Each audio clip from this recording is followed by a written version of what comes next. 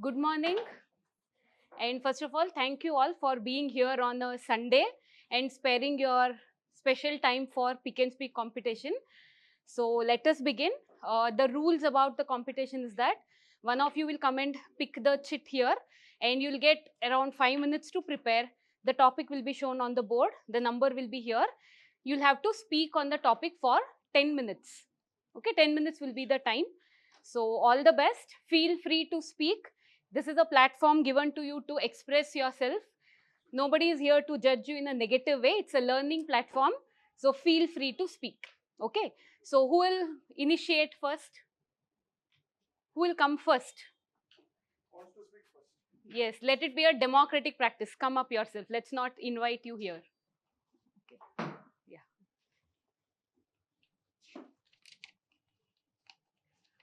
The topic is very contemporary in nature, and if you have really read the newspaper, as I always tell in the class, this is easy.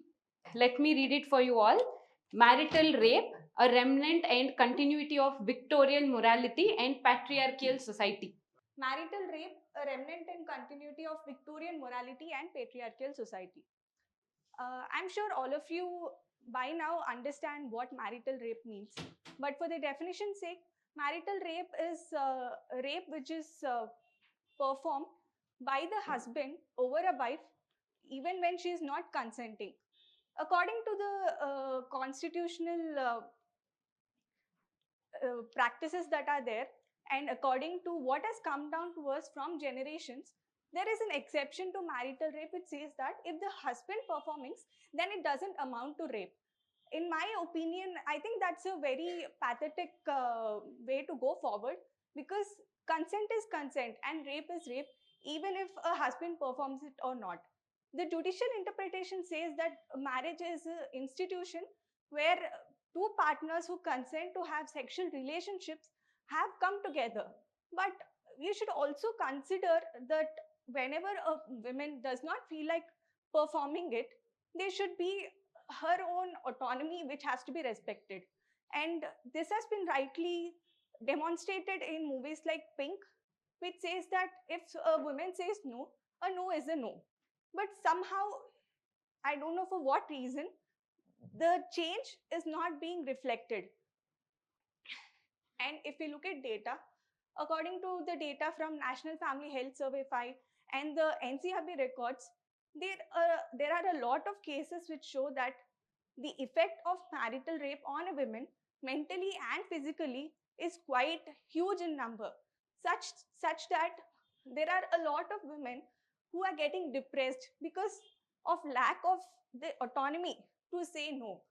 And when her cries are to be respected and recognized, instead they are being subjugated under the voices of judicial interpretations.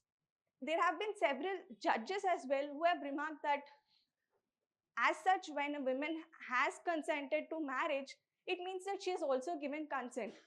But I would like to disagree with that, because no matter how much you consent, there are times and phases in your life, probably when you're busy or probably when you're going through something emotional, that you do not want to partake in certain activities. When And also another point to make note of is that there is an exception that has been put in under the marital rape provision, which has been updated, saying that if a minor is being amounted to marital rape, that amounts as rape. Then why this distinction for an adult woman? Because it doesn't matter the age. What is being imposed on you is a bad thing. So I feel that there has to be a change which has to be brought in with regard to the legal interpretations of what constitutes under marital rape. But the question arises now, how do we qualify something as being as marital rape? This is the biggest problem which is being questioned nowadays, because the act of intercourse or forced intercourse is something which happens under the four walls. So that cannot be accurately measured or put to proof. And there are also instances where there have been cases where females have I mean, not in the case of marital rape, but in other judicial case laws where females have misused the law just so that she can put the family under undue pressure. That we can see with respect to the domestic violence case, which is being imposed frivolously just so that the women can have some sort of an upper hand on the man, irrespective of whether the man is actually amounting to domestic violence or not. So this is where the question arises, where we cannot quantify the act of marital rape, which is why the judiciary is also not very keen on getting involved and passing case laws regarding to it. And when it comes to patriarchy, there is also an element of patriarchy in this whole equation, where men think that it is legitimate for them to impose their wills and wishes on women. And this is something which has to change. With the current generation, we understand that we are equals, and the constitution also has fundamental rights to show that, but it has to be put on paper. So patriarchy, which is evil, has to be eliminated, and um, the wishes and autonomy of a women have to be respected. And since it's a colonial law, we have marked we have made up 3 new provisions to eradicate the previous colonial law and put in new exceptions with the advancing way of which the governance is moving. But somehow, since this is a very difficult topic to interpret, it still lies as a major bone of contention whether it has to be criminalized or not. Thank you. Thank you, Shreya. It was a very good approach, and you have covered the idea of Victorian morality by telling it's a colonial hangover and also patriarchal root. Sir, what do you think? So marital rape, the terminology itself is quite what is that, ambiguous, because like definition itself is quite tricky there. So second thing is like the topic is quite a plateful, because first we have to grasp what exactly it is saying. Okay, so if you take the overall thing of this topic, it is saying remnant and continuity. Also, then there are two keywords which is saying Victorian morality as well as patriarchal society. So the thing is, we have to relate for that as well. So, for example, if you take this Victorian morality, it says that upper class men or else women for that matter, so they cannot do wrong. Like we say in English, that is, king can never be wrong. So it is that kind of morality. So where it is like the Western way of saying patriarchy itself. So in a way, it is like buttered and set the patriarchy itself. So when you say about the Victorian morality, let's say for example, if upper class people is not committing this marital rape, or else they cannot be wrong, that itself is contradictory. Because if you take that, we have seen like sufficient evidences, like novels, many things are there which clearly highlights that Victorian morality is more of a hypocrisy. And patriarchy, if you take, so it is not just restricted to India as such, but it is an evolutionary part of the thing which has happened. If you take like from the early man, when the men took the responsibility of going for hunting and gathering, which was more of a challenging job, so that is how like the jobs have been given to this opposite genders. But if you take this patriarchy and if you relate to that to the marital rape, my point of view is that, see, for example, if you take India, we had this child marriage.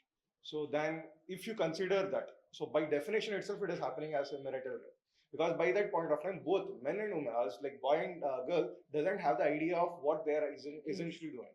By the time they get that idea, they would have already had 2-3 children, so that is a huge responsibility for them. In that context is patriarchy, like it was present in India, and kind of marital rape is a remnant and continuity of the patriarchy in India. But if you take this Victorian morality, so it is totally within our grasp. For example, like when the court has legalized this same-sex marriage, so we could have also spoken on this marital rape, and the judiciary has been vocal about it. But in my point of view, the major thing is that if you take this marital rape, it has more of a social stigma.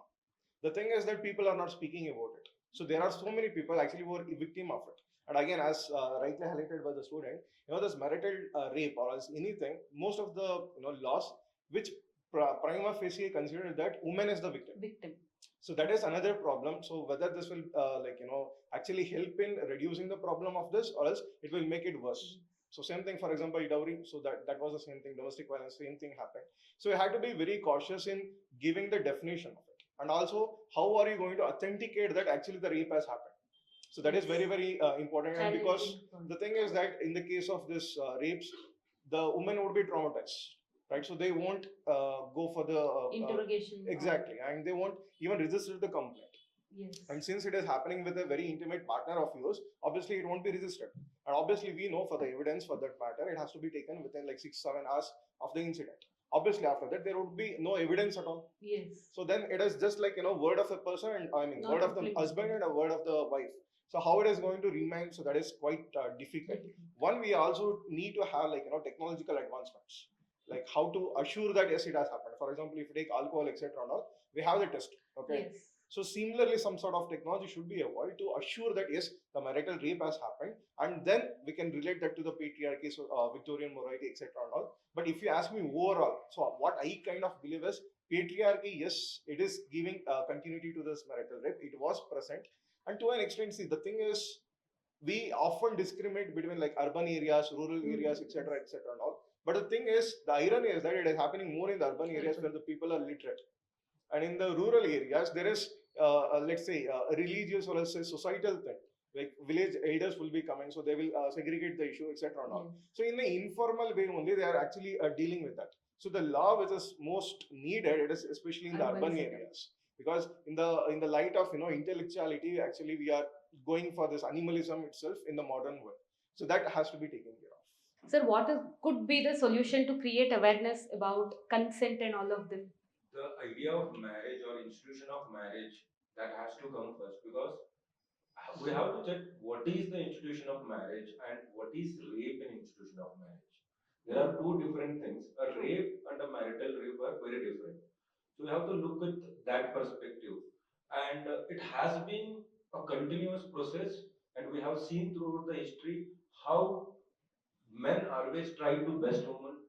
Men always try to treat women as objects for pleasure. And see, it was the war mindset. They lived in war-ridden societies, and men always felt that they were better than women. But then, when most of the rights are equal to everyone, the marital rape should also be point of thinking, because if you want to express yourself in an institution of marriage, there are only very few ways. And marital rape is something we never try to understand it in a clear way. There is no real definition for that. What amounts to marital rape? And then, is marital rape is the remnant of Victorian morality or patriarchal society? Definitely, for sure, it is yes. Patriarchal society that has been throughout the years, throughout the history. And Victorian morality is not basically gender based, it is more based, more like class based. If you are living in an upper class society, then you have to make sure that you are following certain standards, Yes. you are following certain customs. Then you are trying to show yourself as a better individual, or you are trying to prove that you are a better individual. So, marital rape is a very debatable issue, and definitely defining marital rape is a biggest challenge, and also proving what is marital rape is again a big challenge, because it will lead to a lot of legal processes as well. You have to pass through a lot of it, because you're spending a lot of time in the judicial process, and then there is less time to live. So we have to define it before trying to judge it. So what amounts to marital rape? So we have to go from that perspective also, trying to think marital rape with the perspective of the institution of marriage, what amounts to rape, why this is happening, and then when we ask the question why, then we will come back to Victorian morality and patriarchal society, how they impacted it. No, I'm not telling that are the only things which impacted it, but again, these are the two important reasons for the whole concept or whole thing which came up in the 20th century, because I don't think before 20th century there was any concept of marital rape. Yes. Right, the rights were not recognized before 20th century. With feminist movement, yeah, it started in 20th century. Then marital rape became an issue, and then now we have to. It is very very important to look with all the perspectives in order to make a decision about this. Yes. Because it can also have implications in the societal norms. Yes. Many of the Western countries have criminalized the marital rape, But then we have to understand what are the implications in our society, how it will affect the institution of marriage, how it will affect the whole societal structure. So I think we have to think in different perspectives also, because it is always cause and effect, and this implications also, so we have to look at the implications. So as institution of marriage, we have seen that many a times in our GS papers of paper 1, we have got many questions related to whether marriage as an institution will continue as it is, or is it changing with the changing times. So even in that kind of questions, we can use marital rape, because there was no such idea existing ever in Indian society. Now we have at least started talking about it. So when it has come in discussion, we can definitely, with including all the stakeholders, we can take a choice on having this. So thank you, Shreya. I would invite the next participant. A very good topic. Your name, please? Sudeep. Okay, Sudeep here will speak about gender and caste, thinking of Ambedkarite vision of social justice in this age of paradoxes. The topic for the day is gender and caste, thinking of Ambedkarite vision of social justice in this age of paradoxes. So definitely at this point of time, we have all come across the vulnerable sections of society. So we have been hearing from decades or from centuries, few sections of the societies has been continuously harassed. They have been kept underground by preventing them with the opportunities or lack of equality among themselves. So firstly, we need to understand few concepts. See, when it comes to equality or social justice, it is only few section of the societies are taken into considerations, like women, children, the lower caste of the society, poor, etc. So why this concept was evolved? So when we go back into the time, we can see the dominance of the upper caste people, or the so-called economically stronger section of the society, and this has been continued at every stage of society. See, initially the dominance was based on the what we can say, see, when we go back to the Harappan civilization, we can when we studied the Harappan civilization, we can see the citadel kind of thing, where we assume that upper caste people used to live there. So from that age to till now, the discrimination has been continued. So coming into and the major and the hot topic of discrimination is caste and gender. For some extent, gender has been through evolution, the gender discrimination has been minimized, but the caste discrimination predominantly exists in today's modern era also. Today we will speak about the constitution, the fantastic features that our constitution gives, like fundamental rights, the judicial review, etc. kind of things. Again, but we can see the atrocities of discrimination on the basis of caste. Even today, we in everyday newspapers we see that when a Dalit woman or a Dalit member enters a village, the entire enter a temple, the entire village they'll punish them. See, we are living in 21st century with all kinds of advancements, AI, etc. kind of thing, but yet we are still struggling to achieve the equality among gender. But at the same time, I also think about, okay, what is social justice in common? Social justice is nothing but giving equal opportunities and treating everybody equally with the proper individual dignity. So of course, it is the main aim, and we are working towards it. At the same time, we usually, when we speak about this gender or caste discrimination, we usually speak about the measures taken by government or measures taken by individual. But somewhere we lack what are the measures taken by ourselves to empower ourselves. See, when we speak about women empowerment, there are so many measures, there are so many programs, schemes, etc. for women's, like reservation in jobs, reservation in politics, everything. But as a woman, what woman is trying to empower herself? Like for as my personal opinion is this, like a woman has the greatest power in the decision making of her marriage. See, I have my cousin sister. From all this personal experience, I want to say, when a woman, when it is matter of marriage, how many of the women voluntarily tells that, okay, I'll marry a boy who will earn less than me? I have never seen this one. See, this is the greatest form of empowerment she has on herself. She can opt a boy who is not earning to her level, who is below her. She can opt this, and she can portray the women empowerment there. But somewhere the hypocrisy is women is being very selective when it comes to women empowerment. When it comes to job, yeah, it is women empowerment. But when it comes to marriage, it is like, no, I need a social security, economic security, etc. See, this is not women empowerment. It is just an hypocrisy. So here, when the mindset is like this, whatever the measures we take from government aspects or any kind of thing, nothing can be achieved. See, even I come from engineering background. When in our final year, few companies used to come for recruitment, and especially these companies like Mercedes-Benz and Daimler Trucks, they used to hire lots of women, and we used to curse like, what was the wrong that in our side, even though performing well, we were not given opportunity.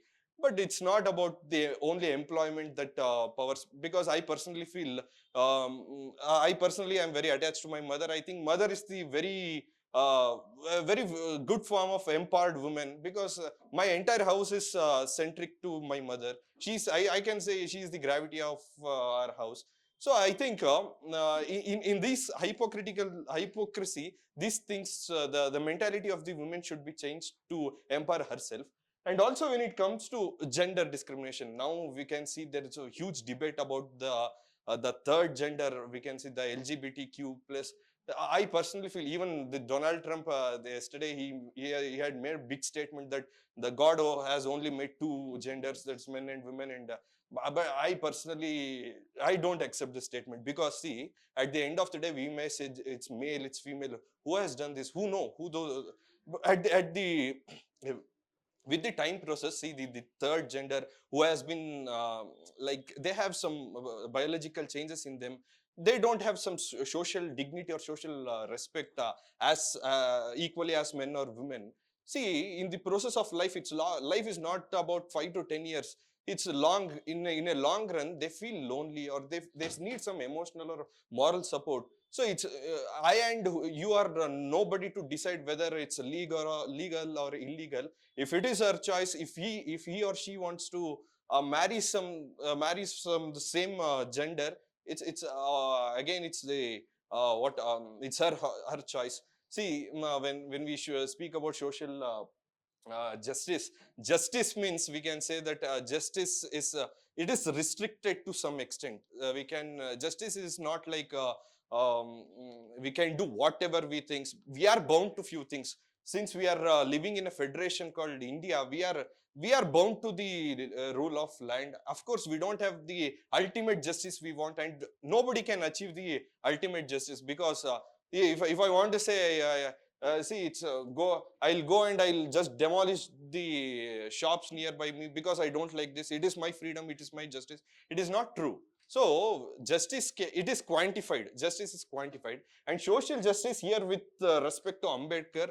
Of course, Ambedkar is the biggest personality who fought for the equality of women, and majorly for the lower sections of the society. So in the words of Ambedkar, he tells that giving equal opportunities and treating everybody with dignity is social justice. Here I spoke about opportunities.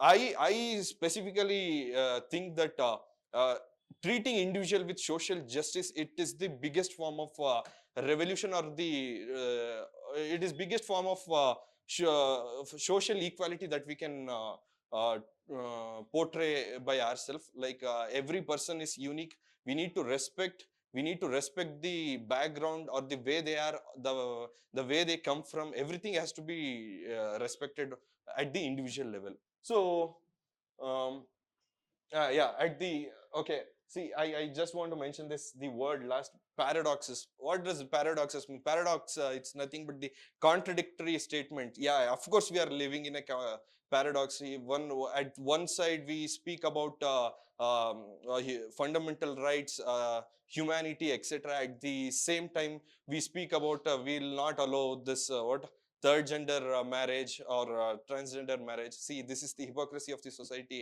Again, I think I am very against of the capitalist mindsets. See, they come, they just by the currencies we can't decide the society. Society is beyond that one. Of course, we need money. The capitalists, they whatever they have done is that they have showed few things, luxury things, and they're just we are just acting like a puppets to achieve those things, but which is not true. I think social justice, dignity, humanism is beyond everything. Beyond caste, creed, everything, humanism is important. Because when I see group of now I am studying environment in my batch, when I see, look at the wildlife species, etc., I feel very mesmerized. Because when a dog or any species, when it is in danger, the subordinate species, they come and they'll protect, they'll surround themselves. But human is the only one where when even when we know that someone is suffering, we may not extend our full support to them, but which is not so pleasantful. As a so-called, so proclaimed intellectuals of the society, human is the advanced evoluted animal. I don't believe that one, because the blunders and the nonsense that we have created through many acts in the history, it will not signify the social dignity. So finally, I would like to say that, see, whatever we may speak here, we can make laws. Laws cannot assure you the dignity or the social respect that you own. That is you, and it is only you that you can bring reforms by the way you speak, or by the way you treat others, and it will be carried out throughout the generation. So because many of the times we can see, I don't want to mention any community in the north, there are some communities like where they have seen their fathers or their ancestors who have dominated in Haryana and all. We can see that the same what we can see that some misconceptions they have, they're still dominating on the few sections of the society. So this mindset has to be eroded, and we need to come up with a lot of new innovations and ideas. So thank you so much. Thank you, Sudeep. You spoke about many facts that actually need a discussion here. Sir, what is your take on? So as he is saying that a woman, there are very few women, they don't get married with someone who is earning less than that. We have to think beyond this. Why woman is thinking like that? So it's not that she's naturally choosing it because of the narrative spread across the society. She has been conditioned to think like that right from childhood. It's not that she is getting that thoughts right away from somewhere else in out of her age. She's been conditioned like that right from her grandmother might have been explaining her, this is how you have to choose your partner. He should And be mother, capable of taking care of you that yes, way. yes. So it's a condition. Woman has been so much conditioned than men in society. What I personally believe. So I don't think woman, whatever opportunity choices woman is making, so we don't look at it on the surface level. We should go and go beyond this. What made her to think? Even the same applies to the caste also. What I feel, most of the people of lower caste, or they are discriminated because of their habits also. So it's not that they want to be like that, because the situations made them to behave like that. So we have to go beyond. While when we have to be very careful to say whether it is a fake feminism or true feminism. And so another part is that, yeah, fake feminism is there because some elite women driven by some capitalist tendencies also, they might have some vested interest, so they might go and they fake feminism. There is a scope for fake feminism also, but it is only elite women. So in just because of fake feminism, I feel we should not reject or reject the feminism as a whole. Concept. So we have to be very careful while when we are pointing out it's a fake feminism. There's a thin line we Thin need to line understand between that. both these. Yes. That's what I feel. Basically, let us start with Ambedkarite vision. Now, Ambedkar never spoke about the discriminations which were happening at that point of time. And Ambedkar always wanted the end of every type of discrimination, not any type of discrimination, not just caste based discrimination or gender based discrimination. He was against all type of discrimination. And even in the modern day, even things are changing. There is new mindset, there is new culture, people are woke now. There are so many things which are changing. But at the end of the day, discrimination against certain sections of the society and a certain gender will continue irrespective of where we reach, because the society is always class based. There shall be some stratifications and divisions in the society without which society cannot survive. That is what is the views of most of the philosophers, even in the medieval era, even in the modern era, because it is how the society works. But then Ambedkar always talked about eradication of all kind of discrimination. And even today, when you look at the caste system, the whole caste system is so complex. People, even though they are getting reservations, even though they are getting subsidies, even though they are getting a lot of scholarship schemes, still they are experiencing that societal discrimination, if not economical and political discrimination. Many of the lower castes in India presently, they have gotten better rights with respect to political and economic. Economic is But still in the social. society there is discrimination, and that comes throughout the history, and that is part of the every society. There is one popular opinion that the caste system survived in India only because there were no one else to target. Yes. When we start from Harappan civilization, I found a very factual error about what he spoke. We never talk about caste distinctions or any discriminations in Harappa. It's basically And class. Harappa was more egalitarian rather than Yes. class based, because in Harappa you see citadel and there is an outside possibility that that was some sort of Maybe class division, Yes. not caste or any kind of social stratifications. And then there is more egalitarian society because we see uniformity in the houses, there is no concentration of the wealth, and there is also no palaces, no temples, no big tombs to Yes. represent the rulers. There is more, mostly it was egalitarian. And throughout the Indian history we see till the early Vedic period, the society was largely egalitarian. So same thing. So in Ubuntu, essentially, it is a social experiment. Okay, what happened is in Africa, especially if you take most of the African countries, have the problem of poverty, have the problem of hunger. Okay, so every now and then famines would be there. Now, what the socialists did is he kept this, the cakes, sweets in this near the tree, and he made this all the children in the village to line up, and he asked one person, one kid, to go and take that sweets. When that kid went, essentially, he could have had it for himself, like entire sweets he could have had it because it is a very rare commodity in that village. But what he did is he called this all friends, and all of those friends went, and he basically shared all those food with those people. So basically, here that kid understood that. So for the survival of his village, it is not just the survival of that boy; it is the survival of every species or else every human being present in that village. So that's why that is going to survive.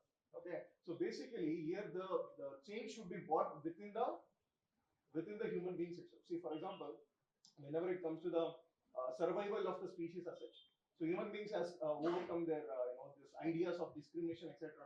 And they have what is that saved themselves in so many ways. Okay. So now what this caste discrimination essentially does that it is a human construct. If at all I have constructed something, so totally I have the power of destroying it also.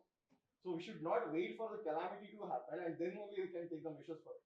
So the important thing is that we have to take that decision pre-occurring. So then only we have the opportunity of succeeding. So for this again there is anthropological study. Okay.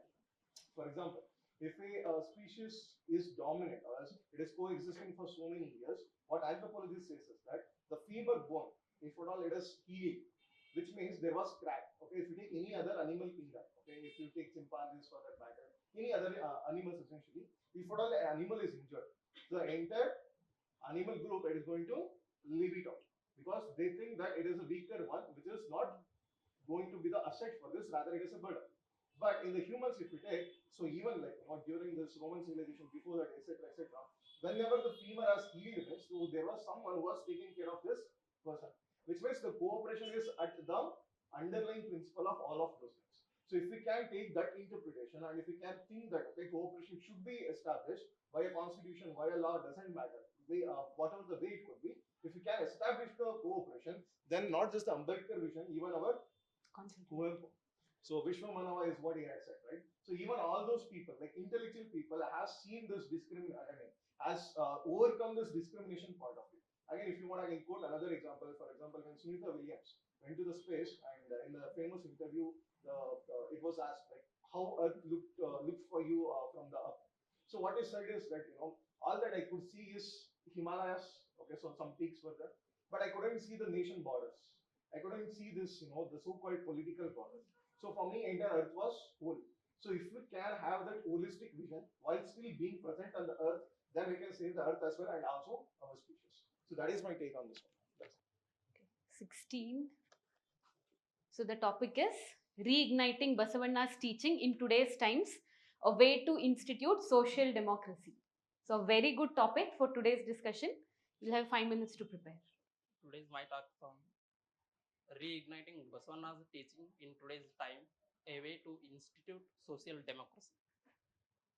First of all, what we have to understand is what are the teachings of Basavanna, because that is the essence of the question. If you know what are the teachings of Basavanna, then we may think that how we could integrate it into social democracy. Basavanna's teaching mainly woman empowerment, caste eradication, then work principle, how we have to work and how work is to be distributed, and uh, discussion and deliberations. This is the main principles told by Basavanna. The definition of social democracy is that democracy is for the people, of the people, they're like that. But what is social democracy is all the caste of persons, all the persons belong to any religion, they have to participate in whatever the decision taken in the society. This is called social democracy. What are the teachings of whatever the teachings of Basavanna, they are all integrated into social democracy. For one example is that he was the first person who established the world parliament, that is called as Basav Kalyana, where he given a prominence to woman participation. This is the very biggest thing to achieve in that world and even in this world, because whatever we have thinking about developed countries, they have been they had given the woman voting rights and participation right in modern days only, not in ancient. Even though they have we think that they are intellectual, they are developed, but they don't have the dare to give them that right. But Basavanna in that time only, he have given the reservation policy for women, that is Akka Mahadevi, and he made the president of the parliament is Allama Prabhu. Why he made them? Why he made that person as the president is that he was not only the senior candidate in the parliament, but he was more knowledgeable. So what he give prominence in that factor is that his knowledge in social democracy, his knowledge in that parliament. But today what we are thinking and what we are doing is that we are giving CM post, PM post to the our prominent caste person, our most wealthy persons, our best orator. We don't know how they are knowledgeable or how they are good human beings, how they are thinking about all the persons. But what Basavanna's prominence is that knowledge. The same thing we can relate him to Plato. He said that the unless rulers to be knowledgeable or knowledge persons to be rulers, the country or the area could not be developed. So Basavanna's teachings and Plato's views are going in the same line. So whatever they have told that a society became development, we have to choose the person who has knowledge about all the persons. That's the reason today his teaching is very relevant to appoint a CM or a PM, a knowledgeable person who could think about all. It's not about a caste or gender. It's about knowledgeable persons who think about all. This is the first thing. Second thing is that woman reservation. As we know that since we got independence, previous year only we could enacted the 106 amendment to give 33% reservation. It took it took us 75 years to implement that. Even though Basavanna born in our land, we could implement his ideas that take 75 years. This shows how we are ignorance to our own seniors principle, our own gurus principles. So this is where the teacher Basavanna's teachings are very prominent in social democracy. And social democracy, what is social democracy? Another thing is that Basavanna says that no one construct temples or buildings. Our own body is a temple. If you take care of our health and our body, it could become, it would contribute to your economic health, it would contribute to your spiritual and everything.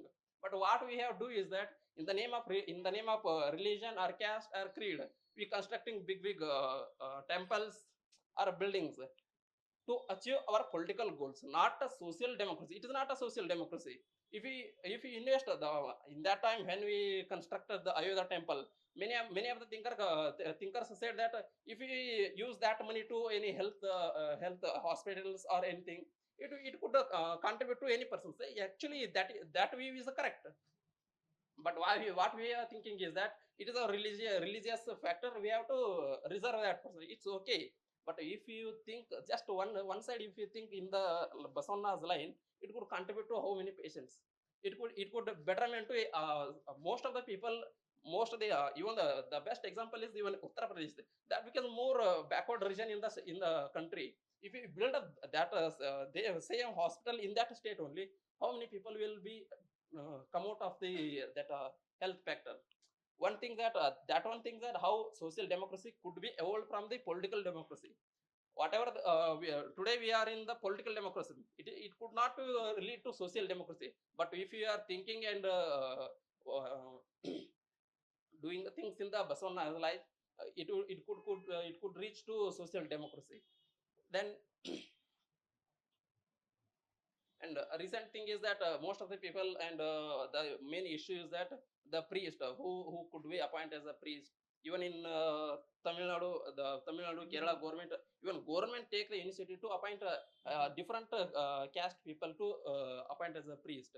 But what Basavanna says that, as I earlier said, that enna kalave kambave and deve gudive, something like that.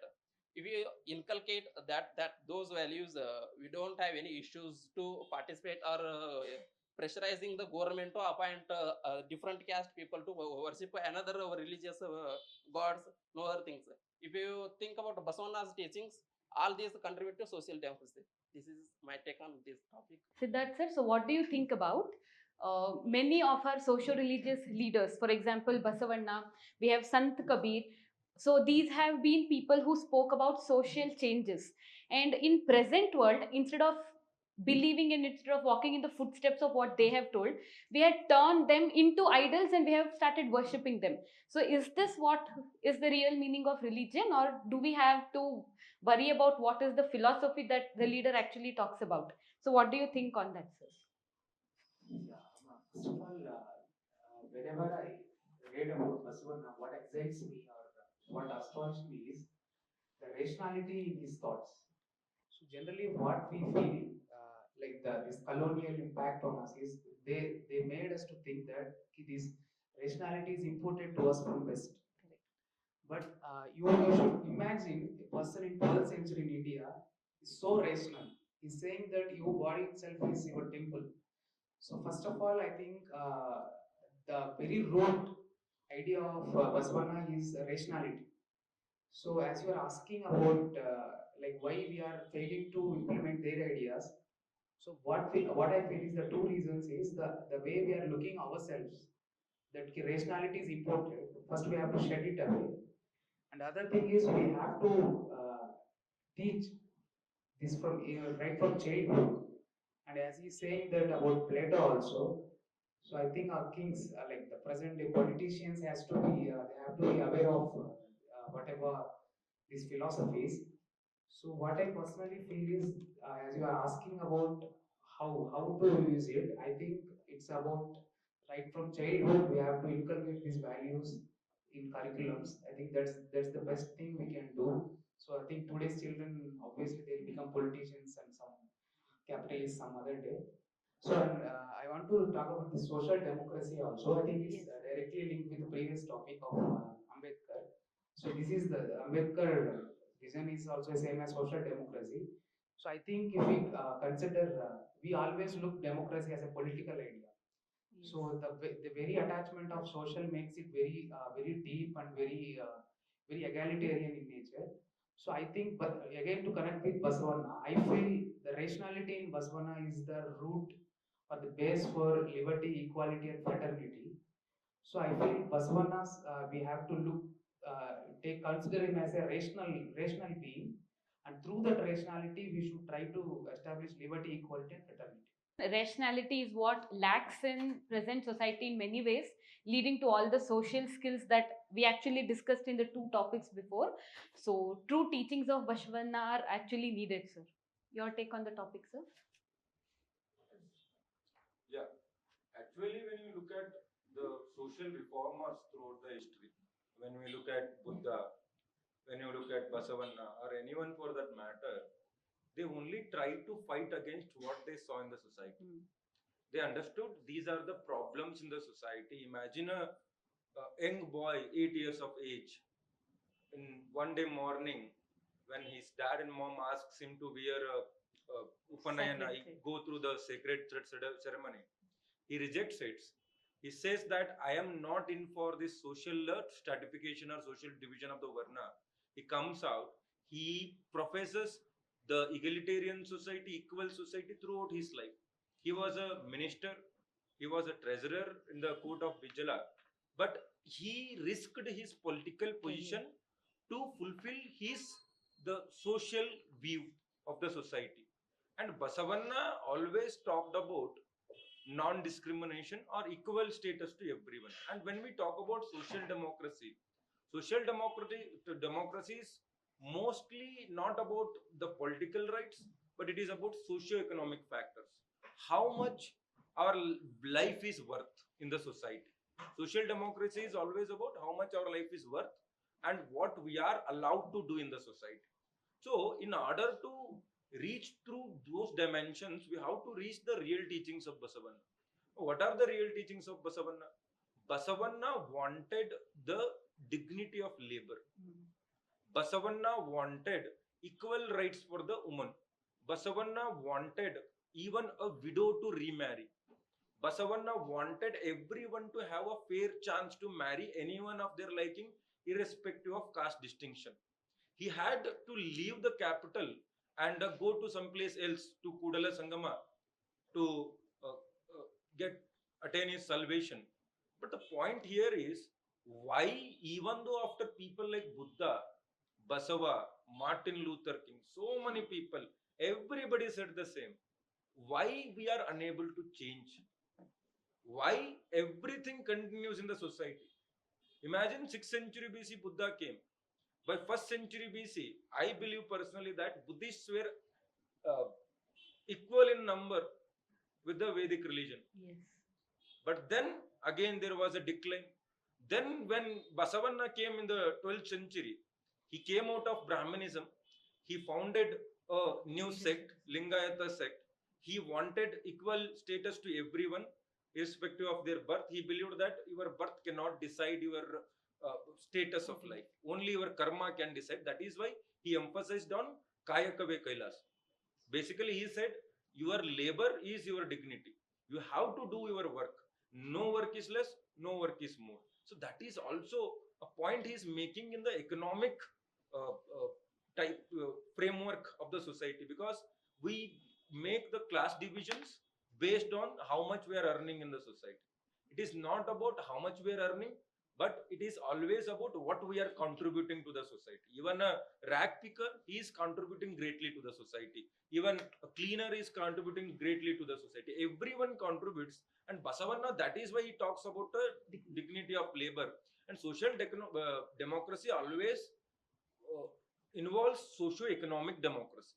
So it is the combination of both of them. So basically, Basavanna's teachings, which created a new sect in Lingayata, where he said that I don't want any kind of social distinctions. But irony is that now the same sect has more than 80 castes within that religion. Subcaste, yes. So why we are unable to recognize the contributions of Buddha, Basava, or anyone for that matter? Why, when people came, we loved their thoughts, but why we got back to our own traditional methods? In order to reach to a point of social democracy, the change should come from within. Not Basavanna, not Buddha, not Martin Luther. No one can change us. The change should come from education. That's what Basavanna said. That's what Ambedkar said. Ambedkar's idea of social justice is you snatch your rights through your education. He said, you pursue your education, you get educated, you will get your own rights. He was never in for reservation initial. Yes. He wanted to give opportunities for the people so that they can get educated, they can get that head start, so that they can reach to others level. It is not always about equality, but it is equity. So he tried to make sure that the downtrodden classes, they reach to a point where they can compete with the upper classes, which have experienced a historical advantage. So that is why when you look at Basavanna, Buddha, Ambedkar, everyone, they talked about things which would lead to social democracy. But is there any social democracy in the society? There is nothing that reflects the ideologies or teachings of Basavanna in present day society. Why did this happen? We have to introspect that also. So it is easy to say that if we follow Basavanna's teachings, we will attain social democracy in due course of time. But how we will follow? What are the changes that are required in the society? As sir said, it should be part of our curriculum. Until and unless it is not taught at our schools, until and unless we don't emphasize more on the values rather than the content, we won't reach to a level where people will be enlightened from within to promote non-discrimination or promote equality. That is my view. Yeah, actually, I was also thinking the same thing as sir was saying. So the time has changed.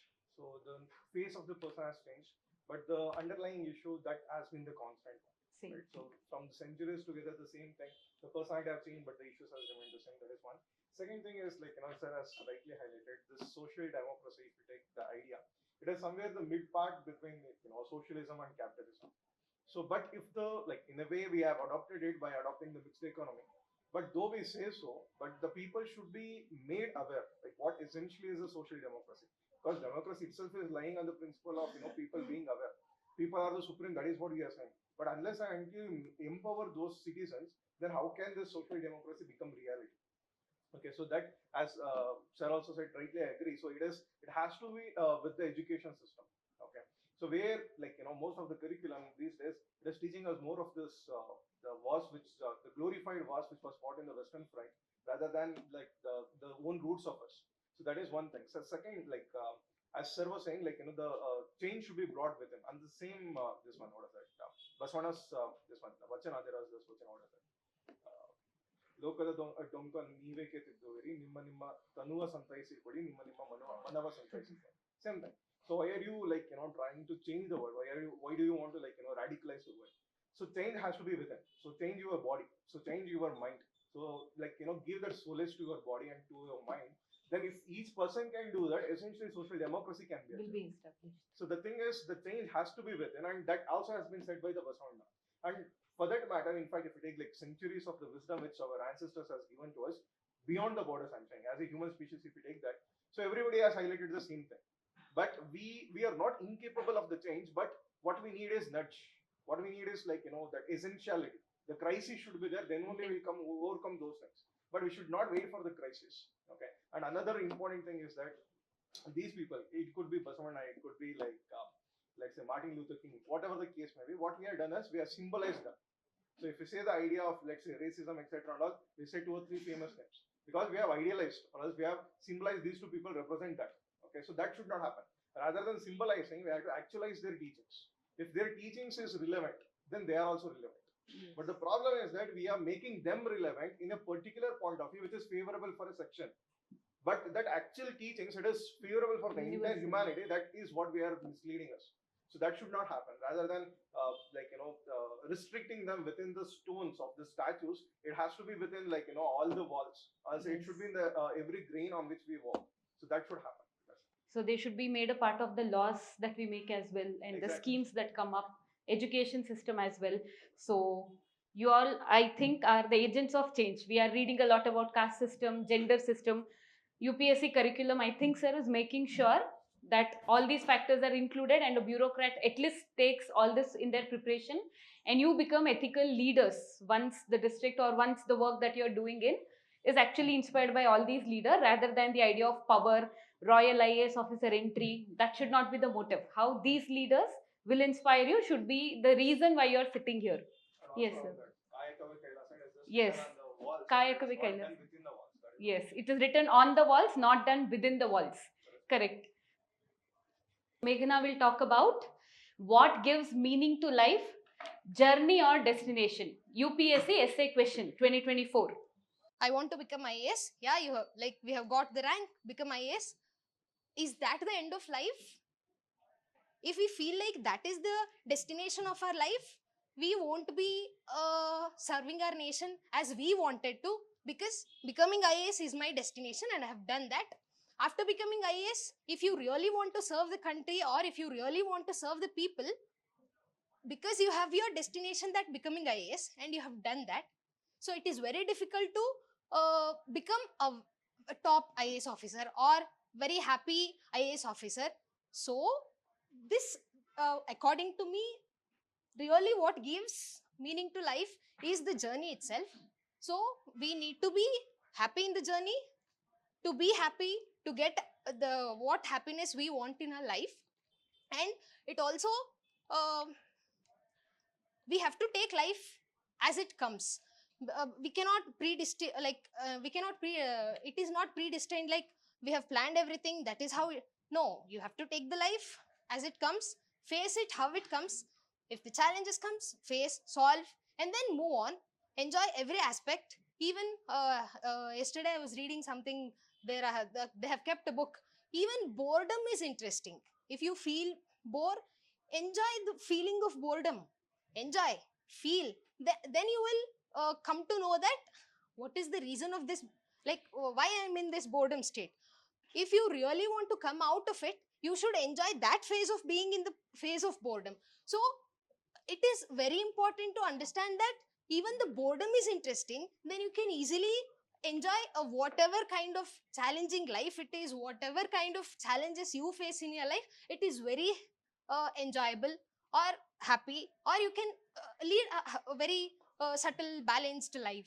That is what I really want to say. It is the journey which gives meaning to the life, not just the destination.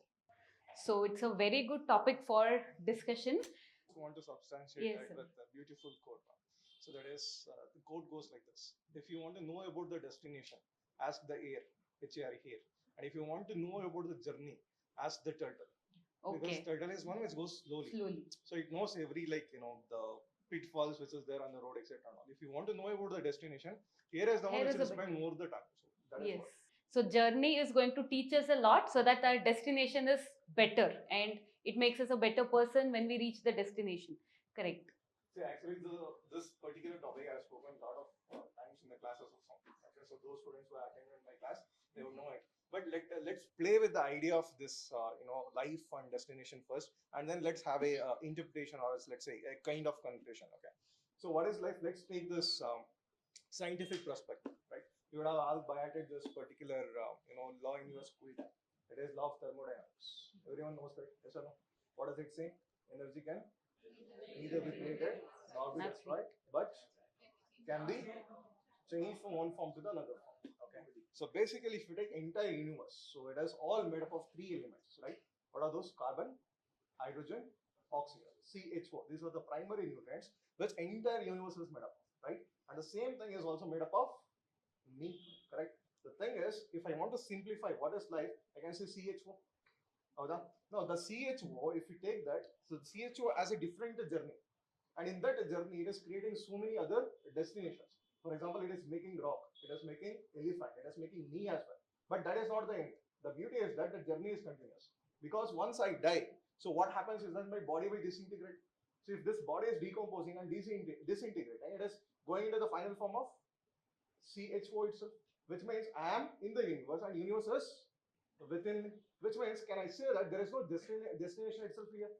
Because life is a continuous process, ever evolving, only the form is changing. Yes or no? That's why in a philosophical way, what our ancestors have said is This body may die, but Not the soul may not.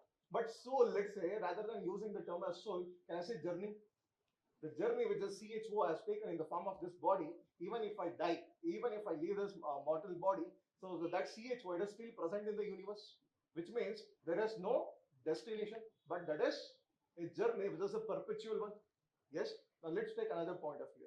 Let's say there is this idea of predestined journey, anavara, etc. Right. So this is what we say.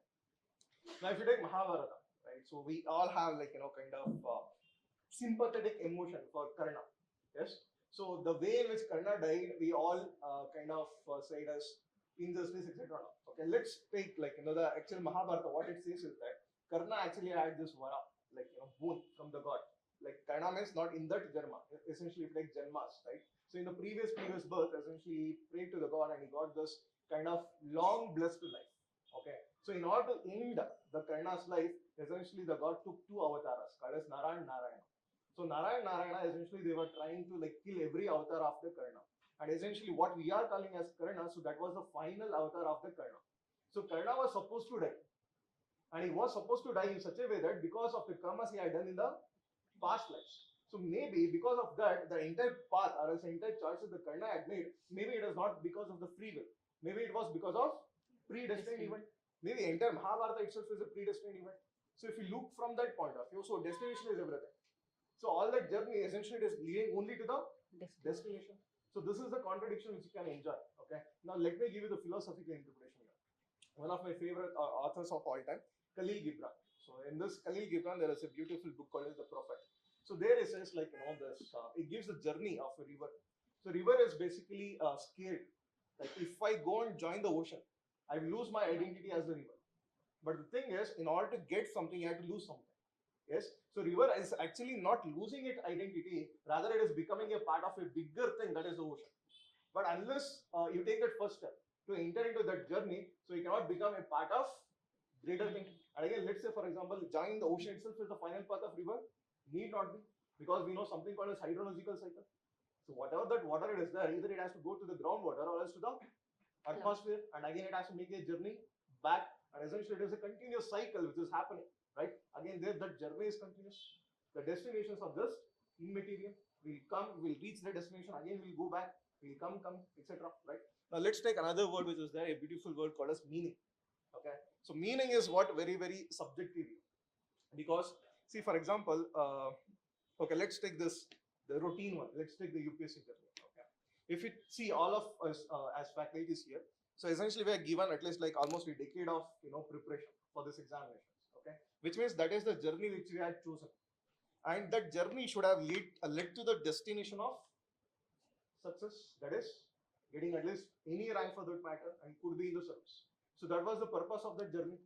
And if I judge just that outcome for this journey, then that I am a failure then. Maybe that journey is meaningless because I am not getting the destination which was supposed to be what I was supposed to get. But if I see from the same lens, can I be happy? Can I give the meaning for that journey? But the thing is, this journey would have taught us like immaterial, like intangible, so many things, which has made us a better human beings. So if we give credit only to the destination, then the journey will become meaningless, right? On this, let me give you another one. For example, once the rain has stopped, the first thing you throw away is umbrella. But during that entire period of the rain, what you needed is, so which means for enjoying the journey, you needed something. Here also, while preparing for this examination, you needed certain things, and it was there. But as soon as you reach the destination, what we do, or as most of the people will do, is that they will discredit that journey. If you do that, essentially you're discrediting yourself, right? So that's why don't let others give the meaning for the destination, or else others give the meaning for your life. The meaning has to be defined by yourself. And if you are going to live by that definition, then the life will have a bigger meaning. Because if I see like all of us from the societal standards of this examination, we are all failures. But this failure is also the reason for so many people's success. So if I let that societal pressure, that societal lens on me, and if I see myself as a failure, is there a point in that? Can I enjoy my life? Is there a point to my life? No, right? So that's why, like, defining what is the meaning for your life, that is very, very important. And saying is easy, actually defining the the meaning for your life, it is ever-ending process. It is never-ending process. So, and again, let me give you this last kind of conclusion, right? So, two things I just want to say. There is this beautiful movie called as The Bucket List. Okay, so in this bucket list, essentially, these two people, they will go to this Giza pyramid. So the protagonist says this thing, like the Africans had this, or else Egyptians had this beautiful philosophy. What they taught is that when the person is dead, he will go to the place where the judgment will happen. Okay, so during that judgment, only two questions would be asked. One, have you enjoyed your life to the fullest? Okay, this is the first question. Have you enjoyed your life to the fullest? And the second question is that have you given that enjoyment to the people surrounding you? So these are the two questions. If you can say yes, then you may go to the better path. So this is their belief, right? At the end of the day, everything boils down to, like, what you have felt in your life and how you have made other people felt who are surrounding you. So those two things matter. So if I want to summarize, I may say, like, life is a kind of multiple destinations. Like, you achieve certain destination, that is not the end. So then you realize that there is a bigger fish to catch. Then you will go for another destination. So basically, if I say life is a continuous destination, multiple destinations for which you have multiple journeys. The interesting thing is that for that journey also there are multiple paths. So the path which you are going to choose, that will determine the beauty of that particular journey. Getting? But again, as I said, once you reach that destination, you should give the credit for that journey. Right? So that is a summary. Yes. So, how do you want to make your journey easy and grateful here? Enrich your knowledge as much as possible. Yes. Basically, sir spoke everything. So we talked both about a journey and destination. But my question is, why do we think that it is only journey or the destination which will give meaning to your life? It is never about journey or destination. It is about the purpose. Yes. Whatever journey you make, you won't remember it. Even after becoming IAS officer, how much of your journey you will remember? Yes. And even what is the destination? Once you become IAS officer, you enter to the service, then there is a big Higher uphill challenge. to climb. No, it is never about journey or destination. I believe it is about purpose. As sir said, we are all made up of CHO and we will become CHO. There is nothing left in between that. No journey, no destination. It is about finding the purpose and the following that purpose. Whatever journey, whatever course you take, however the course you take, or whatever destination you reach, you might reach the right destination you wanted, or you might miss by a very big margin. It does not matter. If you are true to yourself, if you are able to satisfy yourself, at the end of the day, if you want to, when you talk to yourself, if you are able to convince yourself that you did things right, as are told in that movie, it is only about those two things. Were you happy? Did you keep people happy? Yes. Happiness is something which is very subjective. We don't want to go into the depth of the happiness. But it is never about journey or destination. It's probably about purpose. Even I believe in both journey and destination are part of life. I'm just giving a different perspective. Yes. Is it really about journey and destination? Sir, or you also would like to tell that it's also a lot about introspection then. Yeah. Every now and then we should keep thinking, what is the purpose of life? That time both journey and destination will have a better clarity probably. Because, see, if I don't have a purpose in my life, let us assume that I am living here because I want to live till tomorrow. Yes. That is, see, when you look beyond everything, that is the purpose. You want to live to the next minute. The moment we die, we are gone. Yes. So people will remember us for a month, 2 months, then we are gone. We are just bodies. Probably, sir said there is a soul, there is continuity. Even some philosophers, they will say that there is no continuity. You are just made up of flesh and blood, and you will die, you will disappear. Some other life form will exist that will take your place. Some other people will live in the houses you have built today. Yes. Then what is the meaning of this whole journey in life?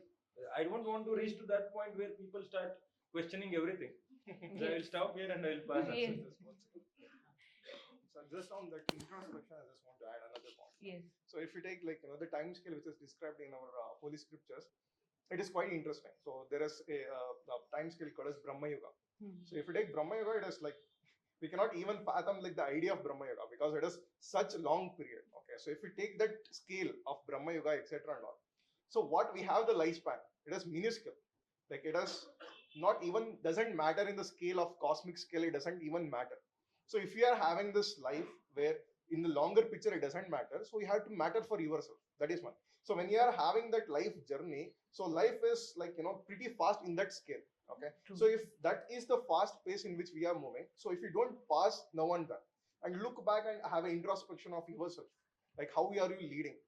Is that purpose of yours is being achieved? Or at least, or else you moving towards that purpose. If you don't do that introspection now and then actually you will lose yourself even before the lifespan has ended.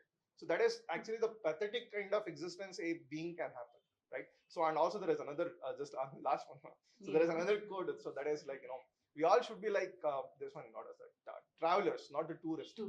So tourist is basically an escape mechanism which we have evolved. So we are like, you know, bored of this normal life, so we want to escape our daily routine. We go to a place, we just see that, etc. Now we come back.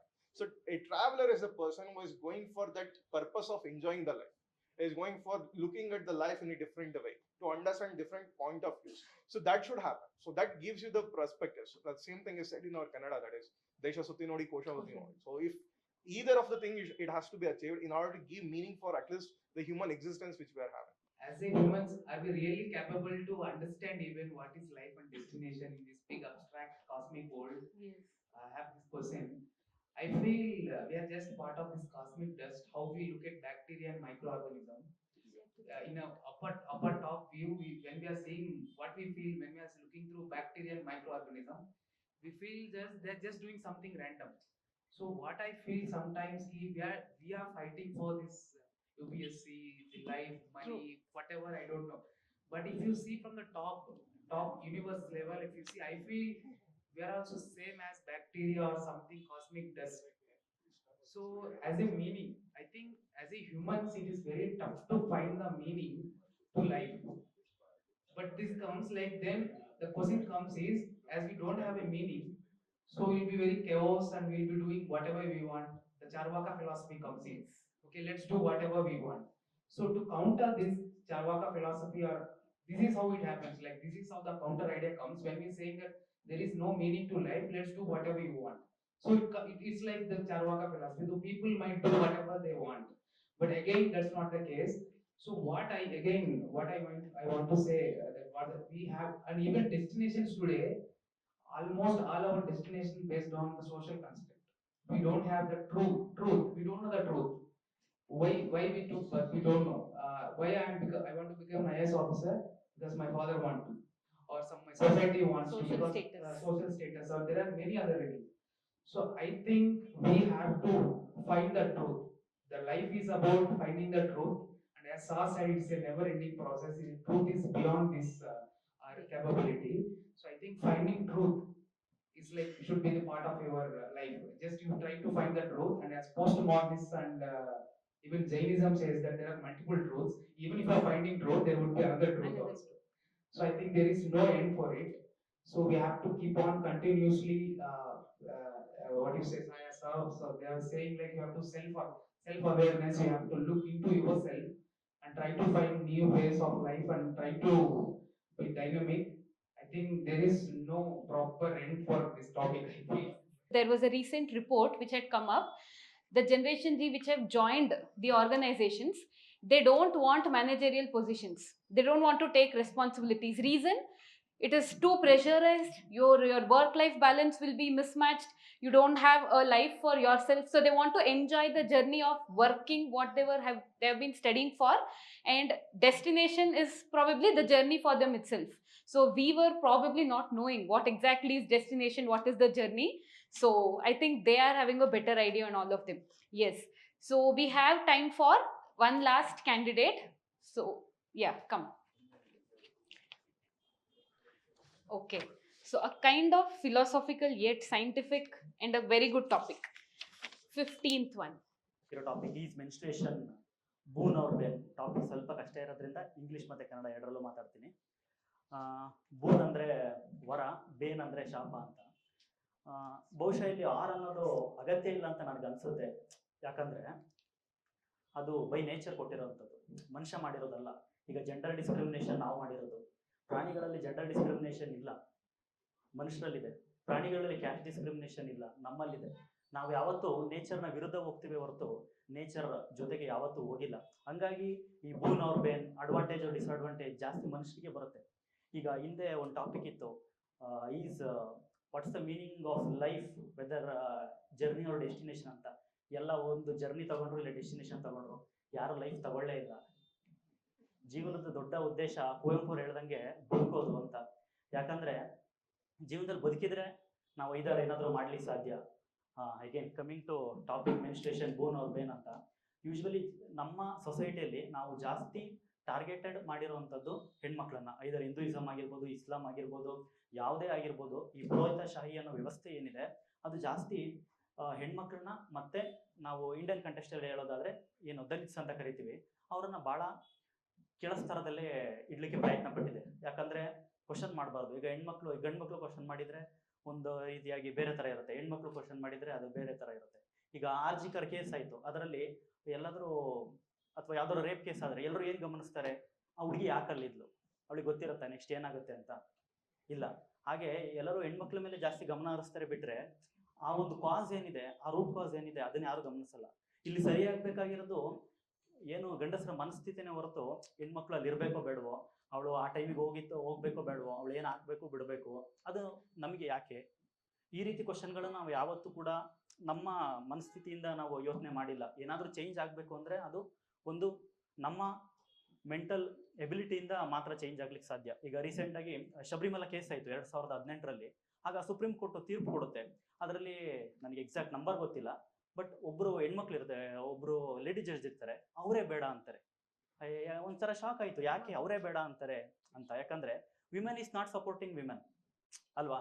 ಯಾರು I think ಅದರಲ್ಲಿ Young lawyers association case ಹಾಕಿದ್ರು ಅನ್ಸುತ್ತೆ, majority of ಅದರಲ್ಲೆಲ್ಲ gents ಇದ್ರು, ಆದರೆ lady ಜಡ್ಜೇ ಬೇಡ ಅಂದರು.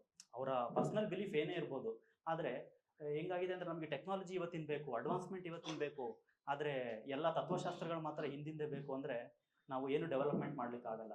ಯಾವುದೇ ಒಂದು ದೇಶ ಆಗಲಿ ಅಥವಾ ಯಾವುದೇ ಒಂದು ರಾಜ್ಯ ಆಗಲಿ, ಯಾವುದೇ ಒಬ್ಬ ವ್ಯಕ್ತಿನ, ಒಬ್ಬ ವರ್ಗನ, ಒಂದು ಜೆಂಡರ್ನ ನೆಗ್ಲೆಕ್ಟ್ ಮಾಡಿ ಮುಂದಕ್ಕೆ ಹೋಗೋಕ್ಕೆ ಸಾಧ್ಯನೇ ಇಲ್ಲ. ಇವನ್ DNA ಕಂಡಿಡಿದ್ರಲ್ಲ ಅವರು, actually Frederick and Nobel prize ಕೊಟ್ಟರು ಅವರಿಗೆ, ವ್ಯಾಟ್ಸನ್ ಆ್ಯಂಡ್ ಕ್ರಿಕ್ ಅಂತ. ಆದರೆ ಆ್ಯಕ್ಚುಲಿ ಅದರದ್ದು ಒರಿಜಿನಲ್ ಕಾಪಿ ಪ್ರಿಪೇರ್ ಮಾಡಿದ್ದೇನೆ ರೋಸನ್ ಡಿ ಫ್ರಾಂಕ್ಲಿನ್ ಅಂತ ಹೇಳಿ. ಆದರೆ ಅವರ ಕಾಂಟ್ರಿಬ್ಯೂಷನ್ನ ಅದರಲ್ಲಿ ಜಾಸ್ತಿ ಮೆನ್ಷನ್ ಮಾಡಲೇ ಇಲ್ಲ. ಯಾಕಂದರೆ ಈ ರೀತಿ ಮೈಂಡ್ ಸೆಟ್ ಅನ್ನೋದು ನಮ್ಮಲ್ಲಿ ಭಾಳ ಡೀಪಾಗಿ ಇಳಿದಿದೆ. ಹಾಗಾಗಿ ಮೆನ್ಸ್ಟ್ರೇಷನ್, ಮುಟ್ಟಿಲ್ಲದೆ ಹುಟ್ಟಿಲ್ಲ ಅಂತ ಹೇಳ್ಬಿಟ್ಟು ಕನ್ನಡದಲ್ಲಿ ಒಂದು ಪ್ರಖ್ಯಾತ ಒಂದು ವರ್ಡ್ ಇದೆ. ಯಾಕಂದರೆ ಅದರಿಂದನೇ ಮೆನ್ಸ್ಟ್ರುವಲ್ ಸೈಕಲ್ ಆದರೆ ಎಗ್ಸ್ ರಿಲೀಸ್ ಆಗೋಕ್ಕೆ ಸಾಧ್ಯ. ಅದು ಸ್ಪರ್ಮ್ ಜೊತೆ ಭೇಟಿಯಾಗಿ ಒಂದು ಜೀವಿ ಹುಡ್ತದೆ. ಇದು ಪ್ರಾಣಿಗಳಲ್ಲಿ ಯೂಶ್ವಲಿ ನಾರ್ಮಲ್ ಆಗಿ ನಡೀತದೆ. ಆದರೆ ಮನುಷ್ಯಂಗೆ ಏನು ಒಂದು ಇನ್ಇಕ್ವಾಲಿಟಿ ಬೇಕು. ಒಟ್ಟಿನಲ್ಲಿ ನಾನು ಐದರ್ ಗ್ರೇಟ್ ಅಥವಾ ನಾನು ಎಲ್ಲರಿಗಿನ್ನ ಒಂದು ದೊಡ್ಡ ಸ್ಥಾನದಲ್ಲಿದ್ದೀನಿ, ನಾನು ಎಲ್ಲರಿಗಿನ್ನ ಒಂದು ಮೇಲ್ಸ್ತರದಲ್ಲಿದ್ದೀನಿ ಅಂತ ತೋರಿಸ್ಕೊಳಕ್ಕೋಸ್ಕರ ಮೆನ್ಸ್ಟ್ರೇಷನ್ ಆಗಿರ್ಬೋದು, ಕ್ಯಾಸ್ಟ್ ಸಿಸ್ಟಮ್ ಆಗಿರ್ಬೋದು, ಜೆಂಡರ್ ಡಿಸ್ಕ್ರಿಮಿನೇಷನ್ ಆಗಿರ್ಬೋದು, ಮನುಷ್ಯ ಅಷ್ಟೇ ಮಾಡಿರಲಿಕ್ಕೆ ಸಾಧ್ಯ. ಇದನ್ನು ಬೇರೆ ಯಾವುದೇ ಪ್ರಾಣಿಗಳಲ್ಲಿ ಅಥವಾ ಬೇರೆ ಇನ್ಯಾವುದೇ ಜೀವ ಸಂಕುಲಗಳಲ್ಲಿ ನಾವು ನೋಡ್ಲಿಕ್ಕೆ ಸಾಧ್ಯನೇ ಇಲ್ಲ. ಮೆನ್ಸ್ಟ್ರೇಷನ್ ಇನ್ನೊಂದು, ಈಗ ನಾವೇ ಯೋಚನೆ ಮಾಡಿ, ಸುಮಾರು ಜನ ಹೆಣ್ಮಕ್ಳು ಆಯ್ತಮ್ಮ ಈಗ ಮೆನ್ಸ್ಟ್ರೇಷನ್ ಪೀರಿಯಡಲ್ಲಿ ದೇವಸ್ಥಾನಕ್ಕೆ ಹೋಗಿ ಬನ್ನಿ ಅಂದರೆ ಅವರೇ ಬೇಡ ಅಂತಾರೆ. ಯಾಕಂದರೆ ಒಂದು ನಂಬಿಕೆ, ಆ ನಂಬಿಕೆನ ತುಂಬಿಸಿದವ್ರು ಯಾರು? ಒಂದು ಅವರ ಅಪ್ಪ ಅಮ್ಮ ಇರ್ಬೋದು ಅಥವಾ ಅವರ ಸುತ್ತಮುತ್ತ ಸಮಾಜ ಇರ್ಬೋದು, ಈ ರೀತಿಯಾಗಿ. ಆದರೆ ಇಲ್ಲಿ ಎಲ್ರಿಗೂ ಬದಲಾವಣೆ ಬೇಕು, ಆದರೆ ನಾನು ಬದಲಾವಣೆ ಆಗ್ತೀನಿ ಅಂತಕ್ಕೆ ಯಾರೂ ಕೂಡ ಇಲ್ಲಿ ರೆಡಿ ಇಲ್ಲ. ಹಾಗಾಗಿ ಮೆನ್ಸ್ಟ್ರೇಷನ್ ಈಸ್ ಬೂನ್ ಅಂತಲೇ ಹೇಳ್ಬೋದು. ಯಾಕಂದ್ರೆ ಅದರಿಂದನೇ ಹುಟ್ಟು ಆಗುತ್ತೆ, ಅದರಿಂದನೇ ಜೀವನ ಮುಂದಕ್ಕೆ ಹೋಗುತ್ತೆ ಅಂದಮೇಲೆ ಅದನ್ನ ಬೇನ್ ಅಂತ ಯಾಕೆ ಥಿಂಕ್ ಮಾಡ್ಕೋಬೋದು? ರಿಲಿಜಿಯಸ್ ವ್ಯೂಸ್ ಏನೇ ಇರಲಿ, ಇವತ್ತು ಎಷ್ಟೋ ರಿಲಿಜಿಯಸ್ ವ್ಯೂಸ್ನ ನಾವು ರೆಗ್ಯುಲೇಟ್ ಮಾಡಿ ಬದುಕ್ತಾ ಇದ್ವಿ. ಹಂಗಂತ ಹೇಳ್ಬಿಟ್ಟು ನಮಗೆ ಆ ಶಾಸ್ತ್ರದಲ್ಲಿದೆ, ಈ ಧರ್ಮದಲ್ಲಿದೆ ಅಂತ ಹೇಳ್ಬಿಟ್ಟು ಎಲ್ಲದನ್ನು ನಾವು ಬಳುವಳಿಯಾಗಿ ತಗೊಂಡು ಇವತ್ತಿನ ಜೀವನ ಮಾಡೋಕ್ಕಾಗಲ್ಲ. ಕುವೆಂಪು ಹೇಳ್ತಾರೆ ಒಂದು ಕಡೆ, ಇವತ್ತಿನ ಧರ್ಮ ಯಾವುದಾಗಬೇಕು ಅಂದರೆ ಅದು ಹಿಂದೂ, ಬೌದ್ಧ, ಸಿಖ್, ಜೈನ ಯಾವುದೂ ಅಲ್ಲ. ಇವತ್ತಿನ ಧರ್ಮ ಯಾವುದು ಅಂದರೆ ಅದು ವಿಜ್ಞಾನ ಅಂತ. ಯಾಕಂದರೆ ವಿಜ್ಞಾನಕ್ಕೆ ಎಲ್ಲವನ್ನ ಬದಲಾಯಿಸೋ ಕೆಪಾಸಿಟಿನೂ ಇದೆ, ವಿಜ್ಞಾನಕ್ಕೆ ಎಲ್ಲವನ್ನು ಕೂಡ ವರವಾಗಿ ನೀಡೋ ಕೆಪಾಸಿಟಿ ಇದೆ. ಇವತ್ತು ಈ ಮೆನ್ಸ್ಟ್ರೇಷನ್ ಇದಾಗಿರ್ಬೋದು, ಇದು ಜಾಸ್ತಿ ನಾವು ರೂರಲ್ ಏರಿಯಾಸಲ್ಲಿ ಅಬ್ಸರ್ವ್ ಮಾಡ್ಬೋದು. ಯಾಕಂದರೆ ಅಲ್ಲಿ ಇದನ್ನು ಭಾಳ, ಅರ್ಬನ್ ಏರಿಯಾಸಲ್ಲಿ ಸ್ವಲ್ಪ ಅವೇರ್ನೆಸ್ ಇದೆ, ಯಾಕಂದರೆ ಹಾಸ್ಪಿಟಲ್ಸ್ ನಿಯರ್ ಇರುತ್ತೆ. ಆಮೇಲೆ ಇಲ್ಲಿ ಸ್ವಲ್ಪ ಎಜುಕೇಷನ್ ಚೆನ್ನಾಗಿರೋದ್ರಿಂದ ನಮಗೆ ಅಷ್ಟು ಗೊತ್ತಾಗಲ್ಲ. ಬಟ್ ರೂರಲ್ ಏರಿಯಾಸಲ್ಲಿ ಈಗಲೂ ಕೂಡ ಏನು ಪೀರಿಯಡ್ಸ್ ಸಮಯದಲ್ಲಿ ಹೆಣ್ಮಕ್ಳು ಮುಂದೆ ಬಾಗಿಲಿಂದ ಬರಂಗಿರಲ್ಲ, ಹಿಂದೆ ಬಾಗಿಲಿಂದ ಬರಂಗಿರುತ್ತೆ. ಆ ರೀತಿ ಪರಿಸ್ಥಿತಿಗಳು ಈಗಲೂ ಉತ್ತರ ಕರ್ನಾಟಕದ ಅನೇಕ ಭಾಗಗಳಿದೆ. ದಕ್ಷಿಣ ಕರ್ನಾಟಕದಲ್ಲಿ ಗ್ರ್ಯಾಜುಲಿ ಕಡಿಮೆ ಆಗಿದೆ, ಬಟ್ ಈ ಹಳೆ ಮೈಸೂರು ಭಾಗಕ್ಕೆ ಹೋದರೆ ಸ್ವಲ್ಪ ಕಾಣ ಸಿಗ್ಬೋದು. ಯಾಕಂದರೆ ಅದು ಅವರು ಕ್ರಿಯೇಟ್ ಮಾಡ್ಕೊಂಡಿರೋದಿಲ್ಲ. ಯಾಕಂದರೆ ಮಗು ಹುಟ್ಟುತ್ತಾ ವಿಶ್ವಮಾನವನಾಗಿರ್ತಾನೆ, ಅವನಿಗೇನು ಗೊತ್ತಿರಲ್ಲ ಯೂಶ್ವಲಿ ನಾನು ಯಾವ ಕ್ಯಾಸ್ಟು, ಯಾವ ಜೆಂಡರು, ಏನು ಅಂದರೆ ಒಂದು ಗಂಡು ಹೆಣ್ಣು ಅನ್ನೋ ಐಡಿಯಾ ಇರುತ್ತೆ. ಆದರೆ ಈ ರೀತಿ ರಿಸ್ಟ್ರಿಕ್ಷನ್ನ ನನಗೆ ಯಾಕೆ ಹಾಕಿದ್ದಾರೆ ಅಂತ ಅವ್ರಿಗೆ ಗೊತ್ತಿರೋದಿಲ್ಲ. ಈ ರೀತಿ ಅನೇಕ ಸಮಸ್ಯೆಗಳು ಮಿನಿಸ್ಟ್ರೇಷನ್ ಜೊತೆ ಇದೆ. ಹಾಗಾಗಿ ಇದನ್ನು ಹೇಗೆ ನಾವು ಹೋಗಲಾಡಿಸ್ಬೋದು ಅಂದರೆ ಪ್ರಾಪರ್ ಎಜುಕೇಷನ್ನ ಕೊಡಬೇಕು. ಇವತ್ತು ಎಲ್ರಿಗೂ ಏನು ಗೌರ್ಮೆಂಟ್ ಜಾಬ್ ಬೇಕು, ಆದರೆ ಗೌರ್ಮೆಂಟ್ ಸ್ಕೂಲ್ ಬೇಡ, ಈ ಥರ ಹಂಗಾಗಿದೆ. ಹಂಗಾಗಿ ಇವಾಗಿನ ನಾವು ನಾರ್ತ್ ಕರ್ನಾಟಕದಲ್ಲಾಗಲಿ ನಾರ್ತ್ ಇಂಡಿಯಾದಲ್ಲಾಗಲಿ ತುಂಬ ಕಡೆ ಸ್ಕೂಲ್ಸೇ ಸರಿ ಇಲ್ಲ ಅಂದರೆ ಏನು ಎಜುಕೇಷನ್ ನಾವು ಕೊಡ್ಲಿಕ್ಕಾಗುತ್ತೆ? ಎಲ್ಲರೂ ಮನೆಗೆ ಹೋಗಿ ನೋಡಿ ಈ ರೀತಿ ಮಾಡಬೇಡಿ ಅಂತ ಹೇಳಲಿಕ್ಕಾಗಲ್ಲ. ಒಂದು ಈ ರೀತಿಯಾದ ಒಂದು ಪ್ರಾಪರ್ ಸ್ಪೇಸ್ ಬೇಕು, ಅದಕ್ಕೆ ಒಂದು ಪ್ರಾಪರ್ ಜಾಗ ಬೇಕು. ನಾವು ಇದನ್ನು ಪ್ರಾಪರಾಗಿ ಹೇಳ್ಕೊಡ್ಬೇಕು. ಅಂದರೆ ಮೋರೋವರ್ ಇದರಲ್ಲಿ ಹೆಣ್ಮಕ್ಳಿಗೆ ನಾವು ಬೇಸಿಕಲಿ ಕ್ವಶನ್ ಮಾಡೋ ರೈಟ್ಸನ್ನು ಕೊಡಬೇಕು, ಮತ್ತು ಕ್ವಶನ್ ಮಾಡಿದಾಗ ನಾವು ಅಕ್ಸೆಪ್ಟ್ ಮಾಡ್ಕೋಬೇಕು. ಕ್ವಶನ್ ಕೇಳೋದೇ ತಪ್ಪು ಅಂದರೆ ನಾವು ಡೆಮೋಕ್ರಸಿಗಾಗಲಿ ಅಥವಾ ಹ್ಯೂಮನ್ ವ್ಯಾಲ್ಯೂಸ್ಗಾಗಲಿ ಏನಕ್ಕೂ ಅರ್ಥನೇ ಇರಲ್ಲ. ಹಾಗಾಗಿ ಅವರ ಪ್ರಾಬ್ಲಮ್ನ ಅವ್ರ ಮೂಲಕನೇ ನೋಡಬೇಕು. ನಾವು ಗಂಡು ಮಕ್ಕಳಾಗಿ ಇದ್ಕೊಂಡು ಅವ್ರ ಪ್ರಾಬ್ಲಮನ್ನು ನಾವು ಸಾಲ್ವ್ ಮಾಡ್ತೀವಿ ಅಥವಾ ನಮ್ಮ ಮೆಂಟಾಲಿಟಿನ ಅವ್ರ ಮೇಲೆ ಹಾಕ್ತೀವಿ ಅಂದರೆ ಯಾವುದೇ ಕಾರಣಕ್ಕೂ ನಾವು ಇದರಲ್ಲಿ ಏನು ರಿಸಲ್ಟ್ನ ಪಡೆಯೋಕ್ಕಾಗಲ್ಲ. ಮತ್ತು ಈಗ ರೀಸೆಂಟಾಗಿ ತುಂಬ ಅಡ್ವಾನ್ಸ್ ಬಂದಿದೆ, ನ್ಯಾಪ್ಕಿನ್ಸಲ್ಲಿ ಆಗಿರ್ಬೋದು ಅಥವಾ ಅದನ್ನು ಮ್ಯಾನೇಜ್ಮೆಂಟ್ ಮಾಡೋದ್ರಲ್ಲಾಗಿರ್ಬೋದು. ತುಂಬ NGOsಗಳು ಮತ್ತು ಎನ್ವಿರಾನ್ಮೆಂಟಲ್ ಯಾರು ಅದರ ಪರವಾಗಿದ್ದಾರೆ ಅವರೆಲ್ಲ ತುಂಬ ಇದು ಮಾಡ್ತಾ ಇದ್ದಾರೆ, ಏನೋ ಹೆಲ್ಪ್ ಮಾಡ್ತಾ ಇದ್ದಾರೆ. ಆ ರೀತಿ ಏನು ಸೋಷಿಯಲ್ ಸ್ಟಿಗ್ಮಾ ಆಗಿತ್ತು, ಇವತ್ತು ಇಟ್ಸ್ ಜಸ್ಟ್ ಎ ಸ್ಟಿಗ್ಮಾ. ನಾಳೆ ಇನ್ನೂ ಅಡ್ವಾನ್ಸ್ಮೆಂಟ್ ಆಗ್ತಾ ಅದು ಸರಿ ಹೋಗ್ಬೋದು. ಮತ್ತು ಇನ್ನೊಂದು ಎಜುಕೇಷನ್ ಜೊತೆಗೆ ನಾವು ಏನು ಬದಲಾವಣೆ ಅಂತೀವಿ, ಅದು ಒಂದು ಮನೆ ಕೆಲಸ ಕೂಡ, ಒಂದು ಸೊಸೈಟಿ ಕೆಲಸ ಕೂಡ, ಒಂದು ರಾಜ್ಯದ ಕೆಲಸ ಕೂಡ, ಒಂದು ನೇಷನ್ ಕೆಲಸದ ಕೂಡ. ಮತ್ತು ಮೆನ್ಸ್ಟ್ರೇಷನ್ ಹೆಣ್ಮಕ್ಳಿಗಾಗಿರೋದ್ರಿಂದ ಅವ್ರದ್ದು ಸಮಸ್ಯೆನ ಇನ್ನೊಂದು ಚೂರು ರಾಜಕೀಯದಲ್ಲೂ ಎಲಾಬ್ರೇಟ್ ಮಾಡ್ತಾ ಇದ್ದೀನಿ. ನಾವು ಇವತ್ತು 106 ಅಮೆಂಡ್ಮೆಂಟ್ ಮೂಲಕ ರಿಸರ್ವೇಷನ್ ಕೊಟ್ಟಿರ್ಬೋದು. ರಿಸರ್ವೇಷನ್ ಕೊಟ್ಟರು ಇವತ್ತು ಹೆಣ್ಮಕ್ಳಿಗೆ ನಾವು ಯಾವ ಇಲಾಖೆ ಕೊಡ್ತೀವಿ? ಮಿನಿಸ್ಟ್ರಿಗೆ ಮಹಿಳಾ ಮತ್ತು ಮಕ್ಕಳ ಕಲ್ಯಾಣ ಇಲಾಖೆ, ಶಿಕ್ಷಣ ಇಲಾಖೆ ಕೊಡಬಾರ್ದಂತಿಲ್ಲ. ಅದಕ್ಕೂ ಎಲ್ಲದಕ್ಕೂ ಒಂದೊಂದ ಸರ್. ಹಾಂ, ಫೈನಾನ್ಸ್ ಮಿನಿಸ್ಟರ್ ಒಂದು ಪವರ್ಫುಲ್ ಪೋಸ್ಟ್ ಸೆಂಟ್ರಲ್ ಅವ್ರು ಕೊಟ್ಟಿದ್ದಾರೆ, ಮನಸ್ಸು ಮಾಡಿ. ಮತ್ತು ರೀಸೆಂಟಾಗಿ ತೆಲಂಗಾಣದಲ್ಲಿ ಒಬ್ಬರು ಹೋಮ್ ಮಿನಿಸ್ಟರ್ ಇದೆ. ಅಂದರೆ ಹೇಳ್ತಿರೋದು ಎಲ್ಲೋ 1% ಬದಲಾವಣೆನ ನಾವು ಕಂಪ್ಲೀಟ್ ಬದಲಾವಣೆ ಅನ್ಕೊಳಕ್ಕಾಗಲ್ಲ. ಅಟ್ಲೀಸ್ಟ್ ನಿಯರ್ಲಿ ಅದೊಂದು 70% ಆದರೂ ಬರಬೇಕು. ಹಾಗಾಗಿ ಮತ್ತು ರಾಜಕೀಯದಲ್ಲಿ ಹೆಣ್ಮಕ್ಳು ಗುರುತಿಸ್ಕೋಬೇಕು. ಅದೇ ರೀತಿ ವರ್ಕ್ ಪ್ಲೇಸಲ್ಲಿ ಪೋಸ್ಟ್ ಆ್ಯಕ್ಟ್ ಇದೆ, ಅದು ಎಫೆಕ್ಟಿವ್ ಆಗಿ ಸೆಕ್ಷುವಲ್ ಹರಾಸ್ಮೆಂಟ್ ರಿಲೇಟೆಡ್ ಡೀಲ್ ಮಾಡುತ್ತೆ. ಅದು ಕೆಲವೊಂದು ಕಡೆ ಮಿಸ್ಯೂಸು ಆಗ್ತಿದೆ, ಬಟ್ ಅದನ್ನು ಪ್ರಾಪರ್ ವೇಲಿ ಡೀಲ್ ಮಾಡೋರು. ಮತ್ತು ಎಕನಾಮಿಕಲಿ ಇವತ್ತು ತುಂಬ ಅವಕಾಶಗಳಿದೆ. ಸ್ಟಾರ್ಟಪ್ಸಲ್ಲಿ ಹೆಣ್ಮಕ್ಳಿಗೆ ಸ್ವಲ್ಪ ಲೋನ್ ಇಂಟ್ರೆಸ್ಟ್ ಕಡಿಮೆ ಇರುತ್ತೆ.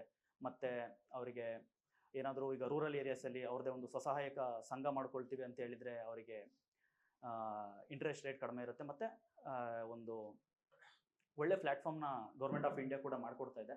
ಹಾಗಾಗಿ ನಮ್ಮ ಪೂರ್ವಜರೇನೋ ಯಾವುದೋ ಒಂದು ಮಿಸ್ಕನ್ಸೆಪ್ಷನಿಂದ ಅದನ್ನು ಮಾಡಿದರೆ, ಅದನ್ನು ನಾವು ಇವತ್ತಿನ ಕಾಲಕ್ಕೆ ನಮಗೆ ಗೊತ್ತಿರೋ ಒಂದು ಸೈನ್ಸ್ ಮೂಲಕ ಆಗಿರ್ಬೋದು ಅಥವಾ ನಮಗೆ ಗೊತ್ತಿರೋ ಎಜುಕೇಷನಿಂದ ಆಗಿರ್ಬೋದು, ಇದನ್ನು ಬೇನ್ ಅಂತ ತಗೊಳ್ದೆ ಬೂನ್ ಅಂತ ತಗೊಂಡು ಅವ್ರ ಕಷ್ಟನ ನಾವು ಅರ್ಥ ಮಾಡ್ಕೊಂಡ್ರೆ ಮಾತ್ರ ಒಂದು ಒಳ್ಳೆ ಹೆಲ್ತಿ ಸೊಸೈಟಿನ ಬಿಲ್ಡ್ ಮಾಡ್ಬೋದು ಅಂತ ಹೇಳ್ತಾ ನನ್ನ ಮಾತನ್ನ ಎಂಡ್ ಮಾಡ್ತಾ ಇದ್ದೀನಿ.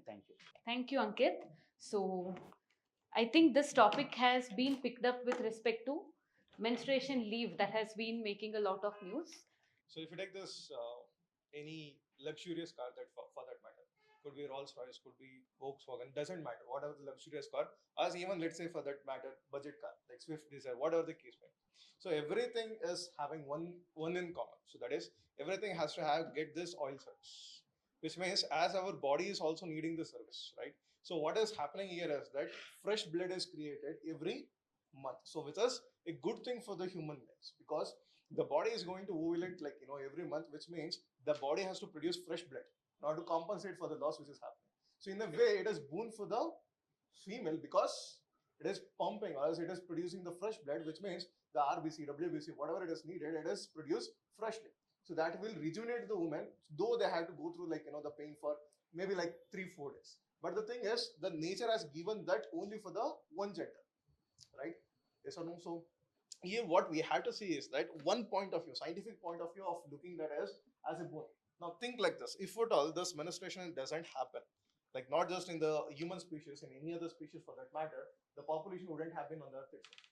So continuity of the species, that is the basic purpose of all the species which is on the earth. Okay. So for that, menstruation is the cornerstone. If at all that is not happening, we have seen like the cases of infertility. So which again have the problem with respect to the hormone imbalances. Okay. So that is directly or indirectly related to the this one menstrual cycle. Okay. In a way, it is boon. But the thing is, in the social media, actually, I had seen this one sarcastic quote which made me feel bad. Okay, so the quote is like this: if at all woman was made the president of a nation, the third world war would happen every 28 years. So that is like sarcastic way of saying, but this kind of thing should not happen. See, that is one way, like the sarcastic way of saying that particular thing. And again, as ma'am and we were speaking, essentially when this Kamala Harris has lost, one of the important thing they asked is like because of the male voters, right? So that is also there. Now, another thing, like the kind of bane why I can say is that because when woman is made to isolate herself, like, and even the heinous thing is that the children in the school, especially in the high schools, they have to smuggle these pads, sanitary pads, into the school, where the school itself should provide those things. Okay, if the school education system cannot normalize this basic biological thing, then how can I normalize this in the entire society? So that is the biggest problem here. So that is one way of looking at the thing. Okay, so they will be made to like sleep on the mat. They will be isolated. They should not walk around. They should not go into the like holy places. And this concept comes like the concept of purity and not Pollution. so how can you say that it is pure or impure, right? So it is a basic biological process through which everybody is coming out. So if you are saying so, then it is inhuman, right? So in that way, it is bane. But for me, the heartbreaking thing is that the woman itself has started to treat this as a bane. See, society treating it as a separate story. But if the woman itself is treating that process itself to be a bane, then I cannot help it, because they too have to understand that this is happening. But of course, there is also the support which is needed from the other gender as well. If they are going through that, you have to ease that process. Okay. See, anyway, they are taking care of like for entire month. Can't you take care of them for at least 3 or 4 days? Nothing is going to happen. Compassionate discrimination. Exactly. Exactly. That should be there. But that is where like the empathy is lacking. So if we can bring that, so both for the humankind itself, it is the boon. Okay. So the society has made it the bane, but the thing is that even women should come out of this shell which they have created. Okay. So-called stigmas, etc. They cannot openly speak about all these things. So that should not happen. See, it is a biological process. In fact, there is also emerging research which is happening in the scientific field. They call it as man periods. Okay, it doesn't mean it doesn't have to be with like the actual menstrual cycle. What is the meaning is that even the male gender has this emotional cycles. So as they are getting this menstrual cycle, even the humans, the male, they will have this emotional cycle, and it will peak during a particular end of the month, which means during that time we also will be unstable. We also will be very angry. We also will take a lot of irrational decisions, etc. So that is what we are like saying for the women, because of the mood swings, etc. all which will be happening, right? So same thing is happening with the men also, right? But only because it is not said in the media, it doesn't mean that it is not happening. Okay, and also when the movies like this Padman, etc. came, people didn't receive it well, right? So that should not happen. See, unless and until you normalize this situation, doesn't matter what the law is saying, doesn't matter what the constitution is saying, the society is the one which has to implement these things. Unless the society is accepting it, like no matter what the constitution is saying, no matter what the law is saying, doesn't matter. Getting? And one minority issue which we are focusing is on like temple entry, etc. But first address the basic ones. If we can address those issues in the family level, at the home level, don't you think that other things will also happen? Right? So for so many years, even this the so-called social construct of Dalits, they were not allowed into the temples. Now it is possible, but of course there are exceptions. Even today in the Puri, like other communities may not go, but still, they have come a long way. Same thing could happen for the menstrual cycle also, if we are having that open-mindedness and can give the scientific education. So that is very, very important. See, what is happening is that we are just making the students by heart the things which is in the textbooks, unless and until they actually experience, unless and until they actually realize the things, right? So then memorization doesn't help here. So what helps here is actualization of the biology. That is not just the memorization. You may score 100 in the biology. Doesn't matter if you are not matured enough to understand the biology. Getting? So this rationalization should happen at the school level. So, and the paradox also is like sex education and the chapter that we have in 9th and 10th is always skipped by our teachers. So that is the reason why we still have these kind of biases in our society. Yes. So I think the question itself should not be asked because it is natural in the sense and it is necessary for the evolution of life. But then the point is, why are we making this issue a national issue? Because it is not supposed to be such kind of issue. It is not never about men and women. It is never about men versus women. The 50% population of the earth is men and 50% is women. People fail to realize that because we are living in a society where we share equal populations, men and women both. And now, as far as menstruation, the talk should be about the treatment to women in general places. The problem I find with the Sabrimala verdict and Sabrimala, the whole case itself is, see, I am not making any point here. It is just a different perspective.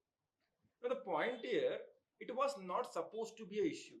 The issue was supposed to be educating about the health issues that women might face during the menstruation, educating them about how they have to carry themselves, educating them about how they can physically reduce the pain by practicing yoga or something like that. They are not trying to better the life of women here. How does it change your life or anybody else's life for that matter if women are allowed to go into Sabrimala? First, give them the opportunities to survive through that pain. And I don't know if any man can understand that pain, even though it is 3-4 days. When I get general stomach pain, I get fainted. Like this is not possible. We are not commenting about that natural biological process. But why are you picking wrong topics to debate upon? We are talking, we are making it man versus woman. No, it is always, as sir said, it is how we can live together, how we can progress together, how we can make the society a better place to live. Sabrimala issue is not required.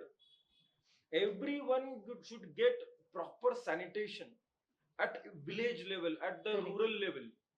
They should get all the opportunities. The maternity leaves, that was an issue, now it is resolved. But also there is a leave which is demanded for menstrual. That must be our demand, not Sabrimala entry or not treating people with respect or social media memes. They don't matter to us at the end of the day. Correct. Are we making an impact on the ground? It is the debate of either it is boon or bane should not have come if we have taken some kind of precautions before that. Because if we have, see, whatever happened in the history, it is history. Imagine if I am living in 14th century, my ability to think would have been very different.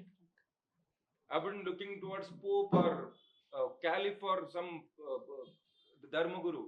I probably would not have this such kind of rational or practical or radical mindset to some extent.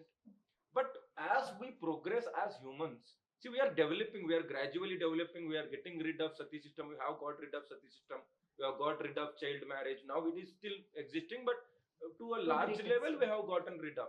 But why are we in the 21st century, we are not picking up the right issues? Menstruation is a boon or bane is not an issue. Can we provide relief for women during that period? Yes. It is not about the social status at all, because it is individual. What pain you can experience or I can experience or he can experience are very different. So when we are talking it with a proper perspective of health and wellness, the thinking should go beyond. It is not just societal. It is the effort should come from everyone, from the school level to parents to the governments, the NGOs or the community organization. Everyone shall participate and create a better environment to live for women. No, I don't demand for temple access during the menstruation, or I don't demand that no, I should be shaking hands with President of United States. I don't want that demands. Are we making people's lives better? That should be the question here. So in that case, see, menstruation should be boon biologically, but it is becoming bane because we don't have any amenities to deal with that. So that is my perspective. Yes. So unanimously we agree it's a boom, like mostly. But what I feel in my personal life, whenever I want to convince my own mother or my own grandmother at home, however they are teaching my sister, how they're treating my sisters and cousin sisters, so I always felt it very difficult to convince them. Though I know it, like sir, we have scientific evidence, as sir said, so they don't understand the scientific evidence. Then I come up with an idea. So I've been to Kamakhya, where we Worship. symbolize this menstruation. Menstruation, correct. So then I started explaining them. We are symbolizing and they are praying it. So then you are treating it as a pain. So I think as we are agreeing it on it like unanimously, we should try to find a ways how to convince people on these things. Like there are many in religious texts also, many ways they have mentioned it's not as a pain also. So I think it's a responsibility to find different ways at different levels of life and to different sections of people. It should be a revolution. It's not like it's a permanent revolution. It can't be like when there is some news. Yes. All of us we hit the streets and we have some catchy slogans and we say shit. Yes. We don't care about it. I think it should be a permanent revolution at every level, right from childhood to the old. Everywhere, I think we have to bring it as a revolution, social revolution. Then only I think the menstruation is born. That's it. Like there is no question about it. But to make people to bring this consciousness, I think we have to work at every level. Yes. So again, like all the social ills, this is also a taboo associated with our daily lives. Convincing people through education is a better way out. Issues like menstrual cycle are very much relevant as a topic. So do have good arguments related to this. So by the time judges decide on who has won, it was definitely a very enriching session to have all of you here. And it is definitely a promise that we'll keep conducting ideas like this, and we want more people who are comfortable speaking there to come here on the dais as well. So it is a good platform. It is, as you know, here nobody is to judge each other.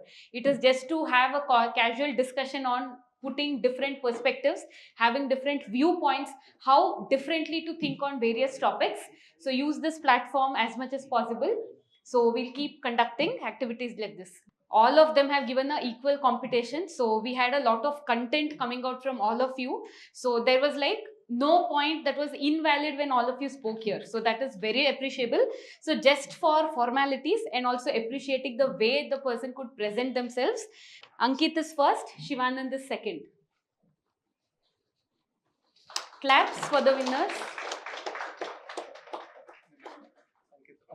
Ankit. Yeah. Congratulations. Keep reading and speaking this way.